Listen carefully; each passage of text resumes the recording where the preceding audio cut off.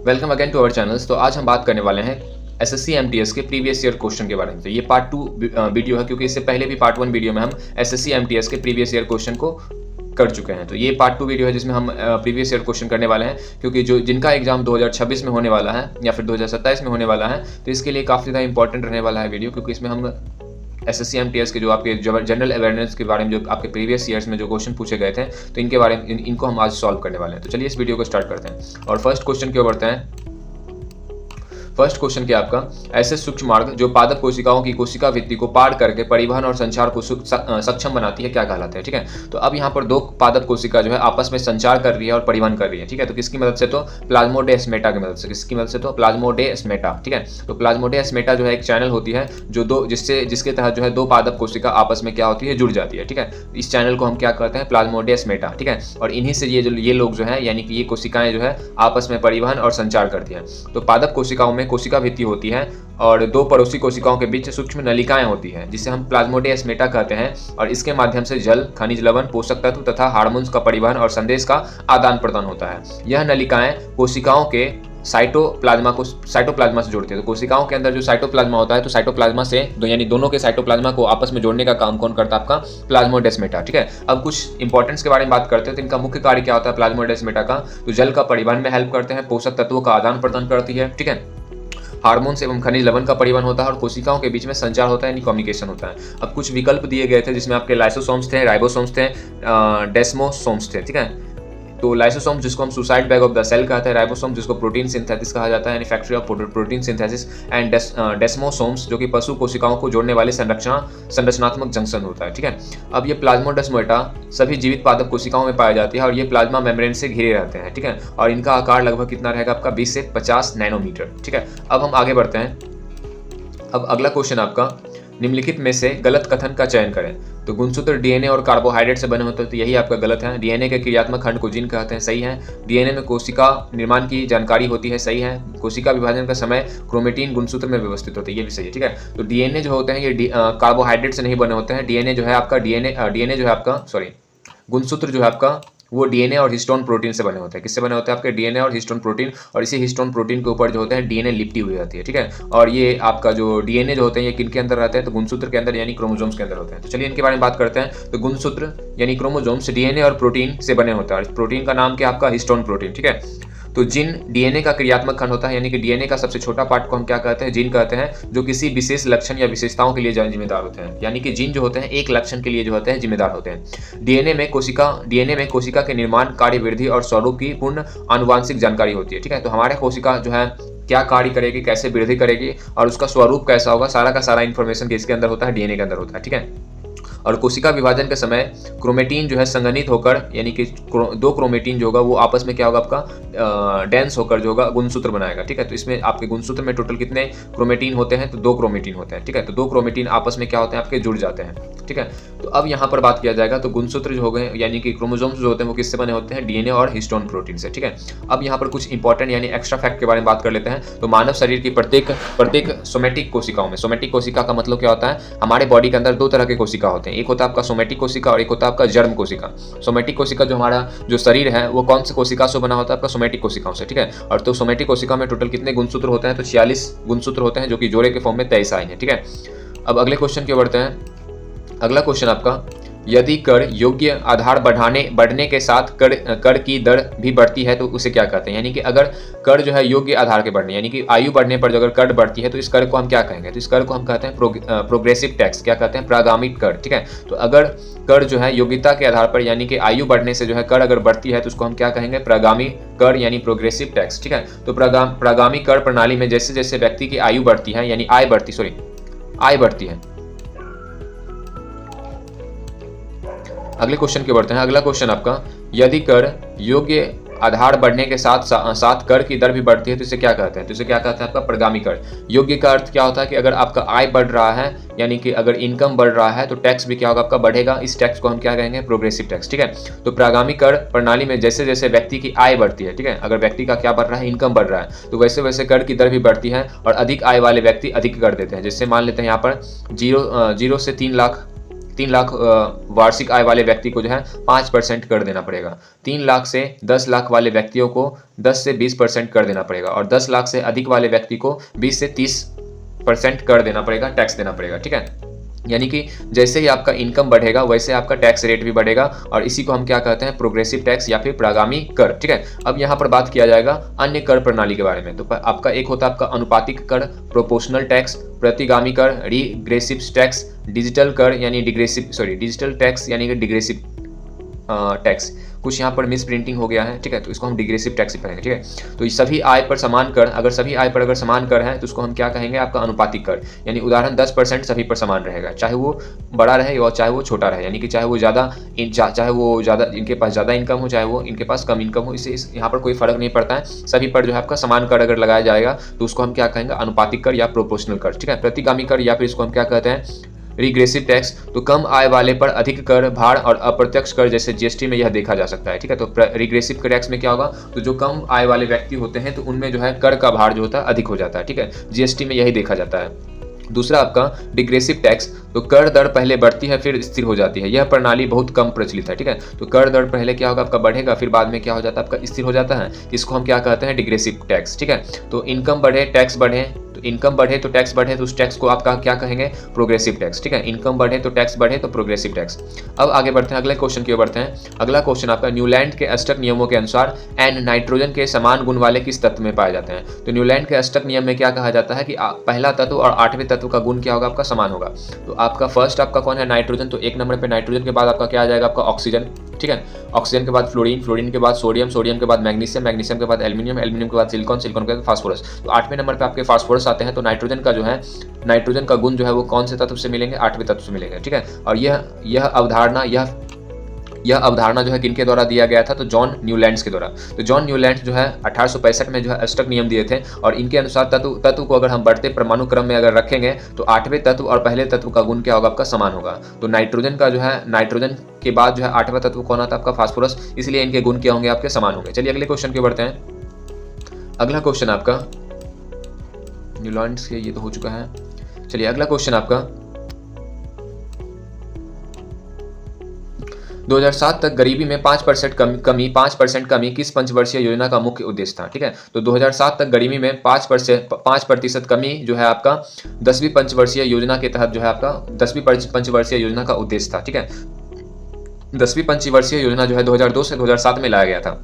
ठीक है, तो 2002 से 2007 में जो है 10वीं पंचवर्षीय योजना लाया गया था। इनका लक्ष्य क्या था, तो 5% गरीबी में क्या करना है, कमी करना है। ठीक है, तो 10वीं पंचवर्षीय योजना का मुख्य लक्ष्य क्या था, तो आर्थिक विकास यानी जीडीपी की वृद्धि पर लगभग कितना कराना है, आपका 8% वृद्धि कराना है। ठीक है, गरीबी में कमी कराना है, तो कितना परसेंट गरीबी में कमी, आपके 5% कमी। ठीक है, रोजगार सृजन यानी कि अधिक से अधिक रोजगार के अवसर लाना है और शिक्षा एवं साक्षरता दर में क्या करना है, वृद्धि करना है। ठीक है, तो ये 10वीं पंचवर्षीय योजना का लक्ष्य क्या था, तो 5% गरीबी में कमी और 8% जीडीपी में वृद्धि। ठीक है, अब इनके महत्व के बारे में बढ़ते हैं। तो यह योजना समावेशी विकास पर केंद्रित था। ठीक है, सामाजिक न्याय, मानव विकास और बुनियादी ढांचे पर बल दिया था। 10वीं योजना के तहत जो है 8% जीडीपी में वृद्धि की गई थी, वृद्धि करने का उद्देश्य था और 5% गरीबी में कमी करने का उद्देश्य था। चलिए अगले क्वेश्चन की ओर बढ़ते हैं। अगला क्वेश्चन आपका, भारत का राष्ट्रीय जलमार्ग संख्या 4। ठीक है, भारत का राष्ट्रीय जलमार्ग संख्या 4 कौन सा है, तो वो है आपका काकीनाडा पौंडीचेरी के अनुदेश गोदावरी एवं कृष्णा नदी पर। ठीक है, तो राष्ट्रीय जलमार्ग 4 आंध्र प्रदेश और तमिलनाडु से होकर गुजरता है। यह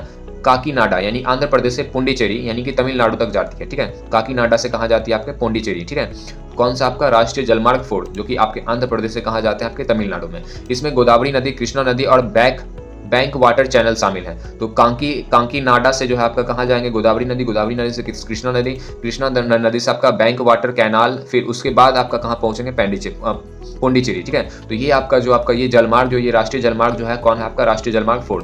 अब यहाँ पर हम कुछ अन्य राष्ट्रीय जलमार्ग के बारे में बात करते हैं। तो राष्ट्रीय जलमार्ग 1 जो कि गंगा नदी पर है, जो कि गंगा नदी पर है, प्रयागराज से हल्दिया राष्ट्रीय जलमार्ग 2 जो कि ब्रह्मपुत्र नदी पे है, सदिया से आपका धुबरी में, ठीक है।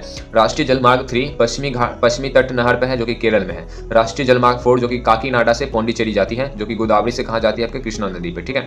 राष्ट्रीय जलमार्ग 5 जो कि महानदी प्रणाली है, जो कि छत्तीसगढ़ और ओडिशा में, ठीक है। राष्ट्रीय जलमार्ग आपका 5 जो है महानदी पर है, महानदी प्रणाली है, जो कि छत्तीसगढ़ से ओडिशा की ओर जाती है, ठीक है। तो राष्ट्रीय जलमार्ग 1 गंगा नदी पर है, राष्ट्रीय जलमार्ग 2 ब्रह्मपुत्र नदी पर, राष्ट्रीय जलमार्ग 3 पश्चिमी तट नहर जो है केरल में, राष्ट्रीय जलमार्ग 4 काकीनाडा पौंडीचेरी में गोदावरी एवं कृष्णा नदी पे है, राष्ट्रीय जलमार्ग 5 महानदी प्रणाली है, जो कि छत्तीसगढ़ से ओडिशा में जाती है। चलिए अगले क्वेश्चन के बढ़ते हैं। अगला क्वेश्चन आपका, अक्टूबर 2023 में इंद्र सेना रेड्डी नल्लू को किस राज्य का राज्यपाल नियुक्त किया गया था? तो अक्टूबर 2023 में इंद्र सेना रेड्डी नल्लू को किस राज्य का राज्यपाल नियुक्त किया गया था? तो वो आपका त्रिपुरा, ठीक है, त्रिपुरा, किसके? आपके त्रिपुरा। तो ये आपके जो है इनके बारे में बात करते हैं, इंद्र सेना रेड्डी नल्लू के बारे में बात करते हैं। तो ये भारत के राष्ट्रपति रह चुके हैं और राज्यपाल की भारत के राष्ट्रपति जो है राज्यपाल की नियुक्ति की थी कहाँ, किनका? तो इंद्र सेना रेड्डी नल्लू, ठीक है, जो कि कहाँ के? आपके त्रिपुरा का, ठीक है। तो इनका नियुक्ति जो है आपका त्रिपुरा में, यानी राज्यपाल के तहत जो है इनका नियुक्ति त्रिपुरा में कौन किया है? भारत के राष्ट्रपति। तो अक्टूबर 2023 में राष्ट्रपति द्वारा कई राज्यों के राज्यपाल नियुक्त किए गए थे, ठीक है। तो इंद्र सेना रेड्डी नल्लू को त्रिपुरा का राज्यपाल नियुक्त किया गया था। राज्यपाल राज्य का संवैधानिक प्रमुख होता है। क्या होता है? राज्यपाल जो है राज्य का संवैधानिक प्रमुख होता है। तो राज्यपाल की नियुक्ति कौन करते हैं? आपके राष्ट्रपति करते हैं। कार्यकाल कितनी होती है? 5 वर्ष होती है और राष्ट्रपति के प्रसाद पर्यंत पर काम करते हैं, यानी राष्ट्रपति चाहे तो राज्यपाल को हटा सकती है, ठीक है। राज्यपाल राज्य और केंद्र सरकार के बीच संवैधानिक कड़ी का कार्य करते हैं, यानी कि राज्य का सारा इंफॉर्मेशन केंद्र को कौन पहुंचाती है? तो राज्यपाल। चलिए अगले क्वेश्चन की बढ़ते हैं। अगला क्वेश्चन आपका, बंगाल में इंडियन एसोसिएशन का संस्थापक कौन था? ठीक है। तो बंगाल में इंडियन एसोसिएशन के संस्थापक कौन है? आपके सुरेंद्र नाथ बनर्जी। कौन है? आपके सुरेंद्र नाथ बनर्जी, ठीक है। तो इंडियन एसोसिएशन की स्थापना जो है 1876 में हुई थी बंगाल में, और इसके संस्थापक कौन थे? आपके सुरेंद्र नाथ बनर्जी और आनंद मोहन बोस। कौन थे? आपके सुरेंद्र नाथ बनर्जी और आनंद मोहन बोस। तो इसका उद्देश्य क्या था? तो भारतीयों में राजनीतिक चेतना जागृत करना, राष्ट्रीय एकता को बढ़ावा देना और प्रशासन में अधिक अवसर प्राप्त करना, ठीक है। तो इसका उद्देश्य क्या था? तो भारतीयों में राजनीतिक चेतना जागृत करना, राष्ट्रीय एकता को बढ़ावा देना और प्रशासन में अधिक अवसर प्राप्त करना, ठीक है। मुख्य उद्देश्य क्या था? तो राजनीतिक जागरूकता, राष्ट्रीय एकता, नागरिक अधिकार की रक्षा करना, प्रशासन में भारतीयों की भागीदारी।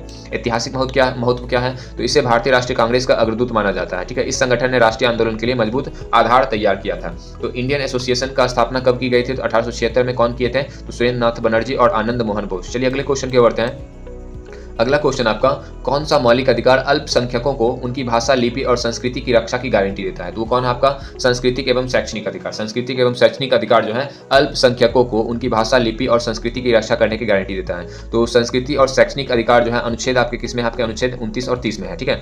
तो अनुच्छेद 29 में जो है किसी भी वर्ग के लोगों को अपनी भाषा, लिपि और संस्कृति की रक्षा करने का अधिकार है, यानी कि अनुच्छेद 29 क्या आपका? किसी भी वर्ग के लोगों को अपनी भाषा, लिपि और संस्कृति की रक्षा करने का क्या आपका अधिकार है। और अनुच्छेद 30 जो है अल्पसंख्यकों को अपनी पसंद के शैक्षणिक संस्था स्थापित करने और संचालित करने का अधिकार है। तो अनुच्छेद 29 जो है आपके, अनुच्छेद 29 क्या है आपका?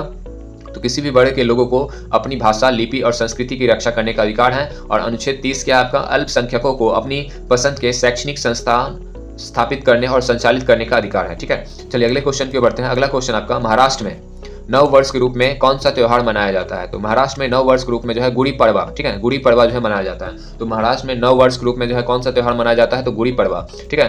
तो अब यहाँ पर बात करते हैं गुड़ी पड़वा के बारे में। तो गुड़ी पड़वा जो है महाराष्ट्र का पारंपरिक नव वर्ष उत्सव है। यह मराठी नव वर्ष का आरंभ होता है, ठीक है, जो चैत्र मास के पहले दिन मनाया जाता है। कौन से माह के? आपके चैत्र मास के पहले दिन मनाया जाता है, ठीक है। तो अन्य राज्य के जो है नव वर्ष क्या है आपका? आंध्र प्रदेश का जो है उगादी है। आंध्र प्रदेश और तेलंगाना का जो है नव वर्ष का जो त्योहार है वो क्या आपका? उगादी है। पंजाब का बैसाखी है, असम का बिहू है और कर्नाटक का युगादी है, ठीक है, युगादी।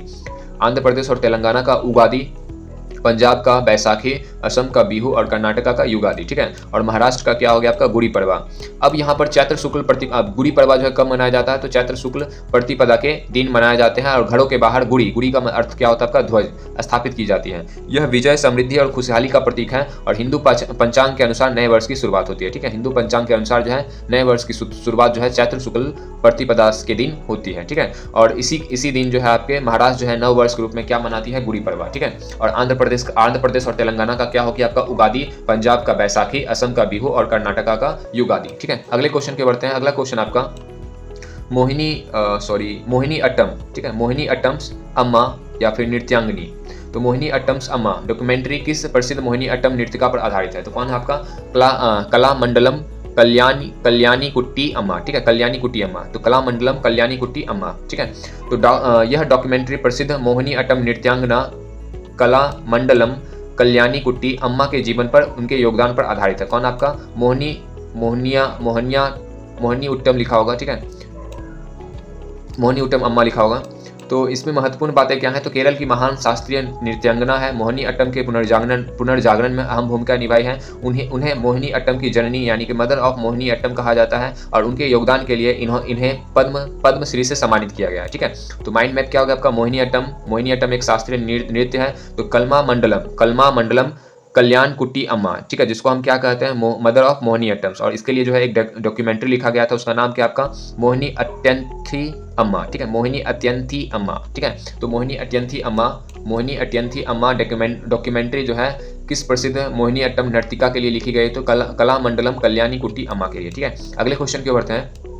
अगला क्वेश्चन आपका 2011 की जनगणना के अनुसार 1000 से अधिक जनसंख्या घनत्व वाले राज्य कौन सा है, ठीक है। तो 2011 की जनगणना के अनुसार 1000 से अधिक जनसंख्या वाले घनत्व वाले राज्य कौन से? आपके बिहार और पश्चिम बंगाल। कौन है आपके? बिहार और पश्चिम बंगाल। तो 2011 की जनगणना के अनुसार निम्नलिखित राज्यों का जनसंख्या घनत्व 1000 से अधिक है। तो कौन है आपके? बिहार का कितना आपका? 1106, और पश्चिम बंगाल का कितना आपका? 1028, ठीक है। तो यानी प्रति व्यक्ति जनसंख्या घनत्व जो है प्रति व्यक्ति वर्ग किलोमीटर में, तो 1 वर्ग किलोमीटर में जो है आपका बिहार में जो है 1106 लोग पाए जाते हैं, और पश्चिम बंगाल में 1028, ठीक है। तो अब यहाँ पर महत्वपूर्ण तथ्य क्या है? तो भारत का सर्वाधिक जनसंख्या घनत्व वाला राज्य कौन है? आपका बिहार। यहाँ पर प्रति व्यक्ति जो है प्रति व्यक्ति वर्ग किलोमीटर कितने हैं आपके? प्रति व्यक्ति कितने हैं आपके? 1106 व्यक्ति, ठीक है।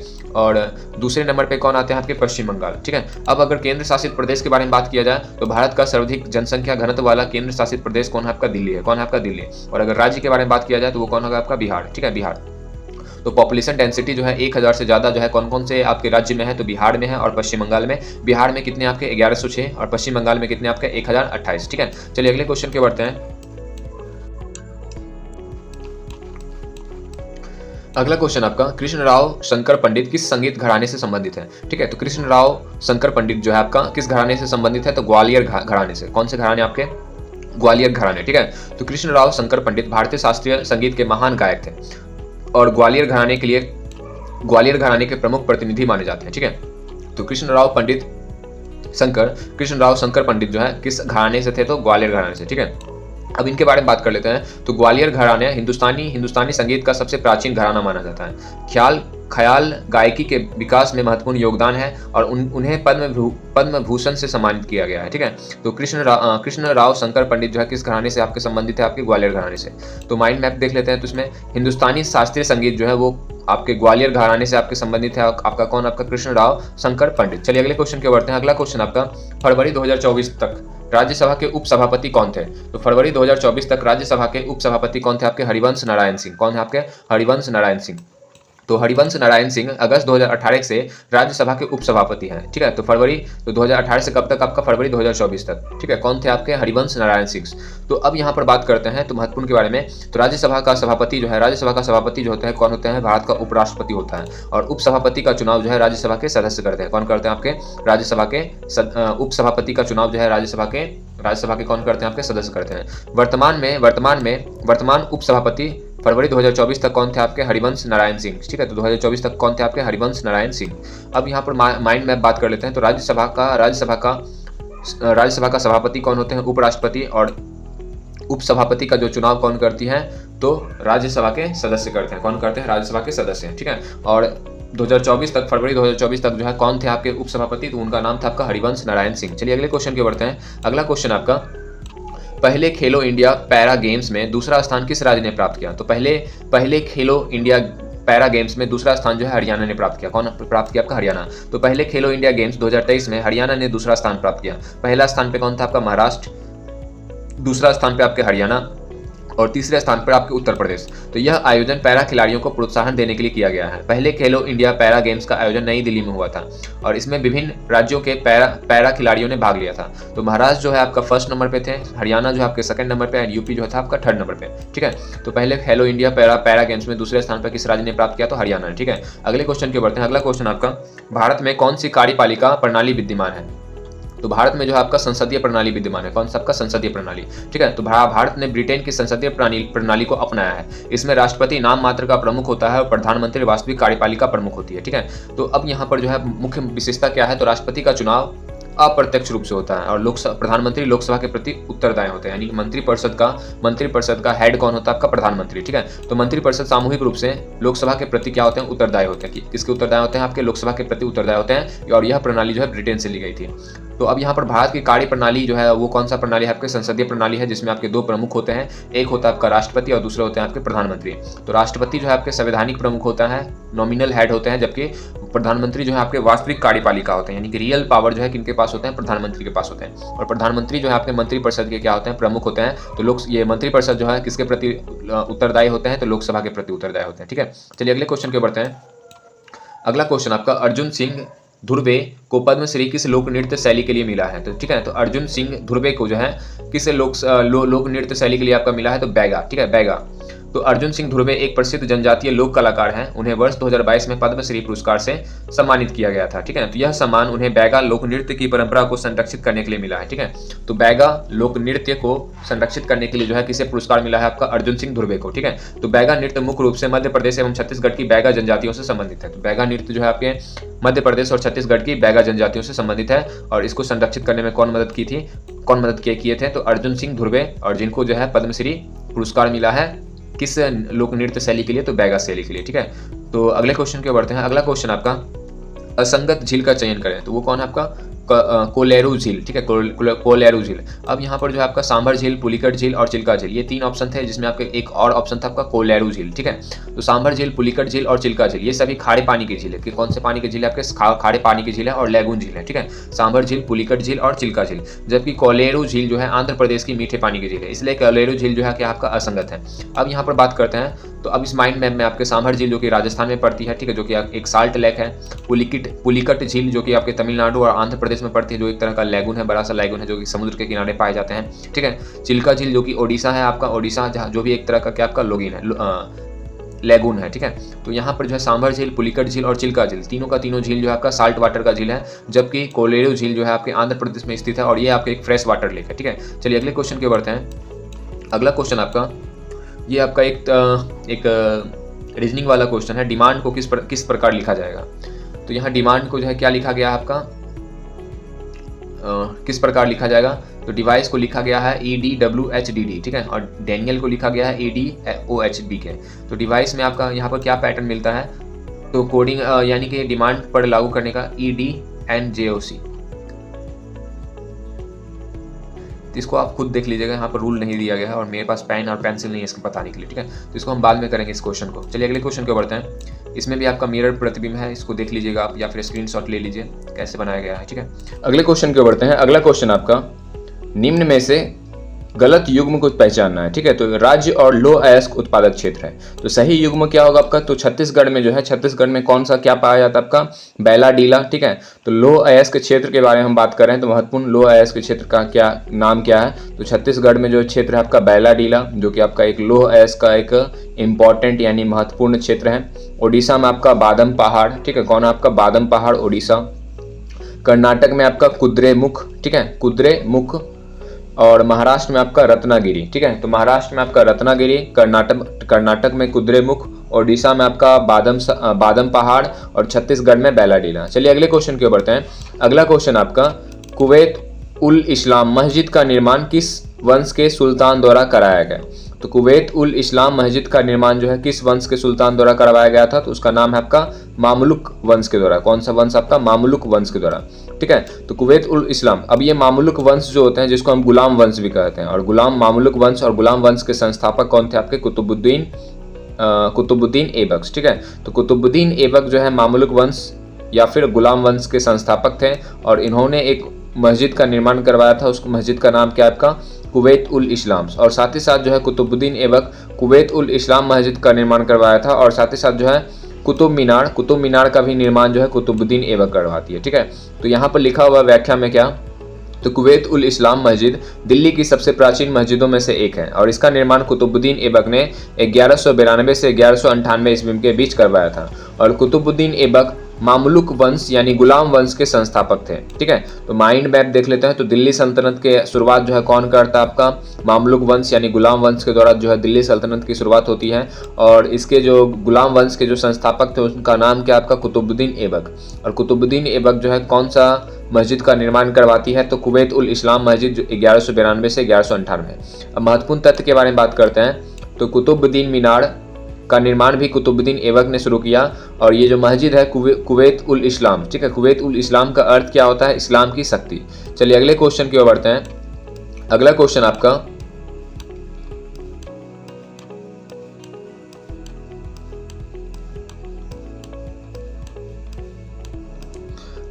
आपका उसेन बोल्ट। ठीक है, तो यहाँ पर आपका प्रिंटिंग मिस्टेक है। तो उसेन बोल्ट ने अपनी जीवन यात्रा किस आत्मकथा में साझा किया है। तो उसेन बोल्ट की जो जीवन कथा है उनका नाम है आपका फास्टर देन लाइट। ठीक है, फास्टर देन लाइटनिंग। ठीक है, फास्टर देन लाइटनिंग। तो उसेन बोल्ट की जीवन कथा का नाम क्या आपका फास्टर देन लाइटनिंग। ठीक है, तो उसेन बोल्ट जो कि जमैका का महान धावक है और उन्होंने जो है आपका 100 मीटर और 200 मीटर में आपका जो है 200 मीटर रेस में जो है विश्व रिकॉर्ड धारक है। ठीक है, तो विश्व रिकॉर्ड जो है 100 मीटर और 200 मीटर में बनाया है। ठीक है, और उनकी आत्मकथा का नाम क्या आपका फास्टर देन लाइटनिंग। ठीक है, माई ऑटोग्राफी। ठीक है, तो फास्टर देन लाइटनिंग माई ऑटोग्राफी जो बायोग्राफी है उन किसका है, तो उसेन बोल्ट की है। ठीक है, तो अब यहाँ पर अब इनके बारे में बात कर लेते हैं। तो उसेन बोल्ट जो कि आपका 8 ओलंपिक स्वर्ण पदक विजेता है, 100 मीटर रेस में जो है विश्व रिकॉर्ड बना चुके हैं और 200 मीटर रेस में भी विश्व रिकॉर्ड बना चुके हैं। और उनके आत्मकथा का नाम क्या आपका फास्टर देन लाइटनिंग। ठीक है, तो नाम का अर्थ क्या होता है, बिजली से भी तेज, यानी लाइटनिंग का अर्थ क्या है, बोल्ट। ठीक है, लाइटनिंग का अर्थ क्या आपका बोल्ट। तो उसेन बोल्ट जो है दुनिया का सबसे तेज आदमी कहा जाता है। तो दुनिया का सबसे तेज आदमी किसे कहा जाता है, आपका उसेन बोल्ट को। ठीक है, चलिए अगले क्वेश्चन की बढ़ते हैं। अगला क्वेश्चन आपका भारतीय संविधान का हृदय और आत्मा किसे कहा जाता है। तो भारतीय संविधान का हृदय और आत्मा अनुच्छेद 32 को कहते हैं। किसको कहते हैं, अनुच्छेद 32। अब अनुच्छेद 32 में क्या क्या आपका अधिकार है, तो संवैधानिक उपचार का अधिकार है, मौलिक अधिकार की रक्षा करता है, नागरिकों को अनुच्छेद 32 के तहत ही नागरिक जो है सीधे कहाँ अधिकार मांगने जो है कहाँ चले जा सकते हैं, तो सर्वोच्च न्यायालय। तो नागरिकों को सीधे सर्वोच्च न्यायालय में जाने का अधिकार मिलती है और नागरिकों के लिए बहुत महत्वपूर्ण प्रावधान इनमें दिए गए हैं। ठीक है, और अनुच्छेद 32 के बारे में यहाँ पर क्या दिया हुआ है, तो अनुच्छेद 32 को संविधान का हृदय और आत्मा किसने कहा था, तो डॉक्टर भीमराव अम्बेडकर। ठीक है, तो इनका महत्व क्या है, इंपॉर्टेंस क्या है, तो मौलिक अधिकारों के उल्लंघन पर न्याय दिलाने का अधिकार आपके अनुच्छेद 32 के तहत मिलती है और भारत के किसी भी नागरिकों के लिए ये उपलब्ध है। और इसे निलंबित केवल आपातकाल, यानी आपातकाल कब आपका अनुच्छेद 359 में किया जा सकता है। ठीक है, तो आपातकाल के दौरान ही हम क्या कर सकते हैं, इसे निलंबित किया जा सकता है। अब देखिए कि अब अनुच्छेद 32 और अनुच्छेद 226 दोनों जो है आपके संवैधानिक उपचारों का अधिकार है और अनुच्छेद 32 के द्वारा हम लोग कहाँ जा सकते हैं, सर्वोच्च न्यायालय में, और अनुच्छेद 226 के द्वारा हम लोग कहाँ जा सकते हैं, उच्च न्यायालय में। ठीक है, तो दोनों जो है संवैधानिक उपचार उपलब्ध करवाते हैं। यानी कि अगर हमारे मौलिक अधिकार में जो है हनन होती है तो अनुच्छेद 32 और अनुच्छेद 226 के तहत हम लोग सर्वोच्च न्यायालय या उच्च न्यायालय जा सकते हैं। चलिए अगले क्वेश्चन की ओर बढ़ते हैं। अगला क्वेश्चन आपका यानी लास्ट क्वेश्चन है, प्रकाश संश्लेषण के दौरान पौधे कौन सी गैस वातावरण में छोड़ती है। ठीक है, तो प्रकाश संश्लेषण के दौरान जो है पौधे जो है कौन सा गैस छोड़ती है, तो ऑक्सीजन, और लेती कौन सा आपका, कार्बन डाइऑक्साइड। प्रकाश संश्लेषण क्या होता है, तो प्रकाश संश्लेषण की मदद से ही जो है पौधे अपने भोजन बनाते हैं। ठीक है, तो पौधे सूर्य के प्रकाश की सहायता से क्या बनाते हैं, भोजन बनाते हैं। इसे हम क्या कहते हैं, फोटोसिंथेसिस, प्रकाश संश्लेषण। ठीक है, अब इसमें जो है पौधे को जो है 4 चीज़ों की जरूरत पड़ती है, कार्बन डाइऑक्साइड, H2O यानी जल, सूर्य का प्रकाश और क्लोरोफिल। इन चारों की मदद से जो है ये भोजन बनाती है, ग्लूकोज, C6H12O6 एंड ऑक्सीजन। ठीक है, अब इसका रासायनिक समीकरण क्या हुआ आपका, 6CO2, 6H2O, सूर्य का प्रकाश और क्लोरोफिल, C6H12O6 यानी ग्लूकोज बन गया और साथ ही साथ ऑक्सीजन बन गया। ठीक है, अब इसका इंपॉर्टेंस क्या है, तो सबसे पहले हम ये प्रक्रिया होती कहाँ पर है, यह प्रक्रिया जो है पत्तियों के क्लोरोप्लास्ट में होती है। और इनका महत्व क्या है, तो पौधे इस प्रक्रिया के द्वारा अपना भोजन बनाते हैं, ऑक्सीजन का उत्सर्जन होता है जो सभी जीवों के श्वसन के लिए क्या होते हैं, आवश्यक होते हैं, और यह जीवन चक्र के लिए बहुत महत्वपूर्ण है। तो पौधे जो है लेते क्या है इस प्रक्रिया में, कार्बन डाइऑक्साइड लेते हैं और छोड़ते क्या आपका ऑक्सीजन। ठीक है, तो ये रहा आपका 25 आपके MTS के प्रीवियस ईयर क्वेश्चंस। तो आई होप आपको यह वीडियो अच्छा लगा होगा तो इस वीडियो को लाइक करें और हमारे चैनल को सब्सक्राइब करें। मिलते हैं न्यू वीडियो में, धन्यवाद।